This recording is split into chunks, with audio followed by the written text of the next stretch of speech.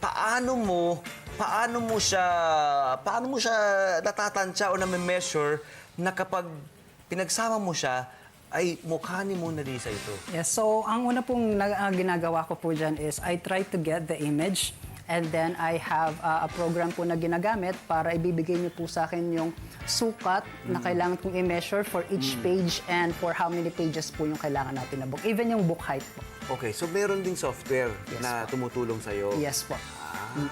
Okay. So, sa mga gusto magpa-customize, sa gustong magpa-commission sa'yo, maaari rin. Yes po, pwede po. Anong naalala mo, pinakauna mong ginawa o pinaka-challenging? Ang pinaka-challenging po is isa po sa mga brands. Since it's very, very detailed po. Like, We need not mention the brand. Yes. Just the challenge behind it. Siguro po yung for the challenge, yung mga projects po na halos 1 millimeter lang po ang gugupitin sa kanya. Ano yun? So, ganun po siya kaikli, ganun po siya karami ng cuts for us to get the image that we want to have on the book.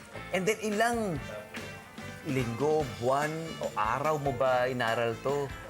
Sa ngiti mo, baka para maigsing oras lang, maigsing panahon lang. I would say a few months po, but it's intense research. So you really dig deep kung ano po yung gusto mo dun sa art, what are the styles, what are the techniques na available, mga materials, kung saan po sila kukunin and all. So yun po. And more on, marami po tayong ginawang trial and error. Marami rin. For us to see what type of style ang maganda, ano po yung mahirap, ano yung mabilis gawin, ano po yung hindi. Ito, amazing. O sa mga nakikinig sa Radyo Agila, pinapakita natin ngayon yung video ni Atomic Juan. Malalaman natin kung ba't Atomic Juan ang kanyang pangalan. Ng kanyang book folding na artistry, ang ipinapakita natin kung paano makabuo ng isang magandang depiction ni Mona Lisa. Ang advocacy mo, bakit Atomic Juan ang pangalan mo? Atomic Juan po, the word atomic came from a book which I'm really inspired and been an inspiration po when I started reading books, which is Atomic Habits by James Clear. And then Juan came from Juan de la Cruz, me being a Filipino. So that's the reason why it's Atomic Juan. Atomic Juan. Maganda. Ano yung mga advantages and disadvantages ng paggawa ng ganitong klase ng artwork? Nangyari mula sa libro. Yes po. Well, pinaka-advantage po niya, honestly, is you don't really have to be that talented para makagawa po nito. Since ang pinaka-requirement po talaga niya is tiyaga. Because you're gonna be working on it for long hours. And then at the same time... Commitment talaga, no? Yes. Ang advantage pa po niya is yung mga materials are very readily available, especially sa mga bata po and halos kahit saan mabibili po natin yung mga materials. Oo po. Ano ang future plans mo para sa iyong book folding na art? So, for the book folding art future plans, I have two in particular. So, number one po is we hope to have collaboration sa mga schools and local government units para magkaroon din po tayo ng chance na ma-share din po ito sa mga kabataan or especially sa mga bata. And then the second one naman po, I'm really looking forward in the very near future na magkaroon tayo ng sarili nating book art exhibit so that mas marami po tayong audience, mas marami pong audience sa makakita at ma-share po natin sa mga ibang art enthusiasts din. Wapin. Okay, pasadahan naman natin ito yung ilan sa mga obra mo. Ito ay, pwede rin naman to. Ito ang nakalagay dito ay, love. Love Anyover, pwede sa ito. Ayan, nakita nyo ba? Para may tamang ng ilaw dapat eh. Home po. Home! Yes. Home. Okay. Home. Yan. So, dapat meron tamang ng ilaw. You know. And then this one, ano nakalagay dito? It's Paper Soul. Ang galing, ano? Paper Soul. Ang galing, ano? So, pag tinignan mo nga naman yung loob, ano? It's folded. Amazing. Ito, of course, Mona Lisa. Mona Lisa. Nice. Ito, mga BTS fans dyan, yung floor director natin, Jing, BTS, ang galing. Okay, can you teach me please, ano bang maaari nating mabuo mula riyan? Yes po. Quickly yan.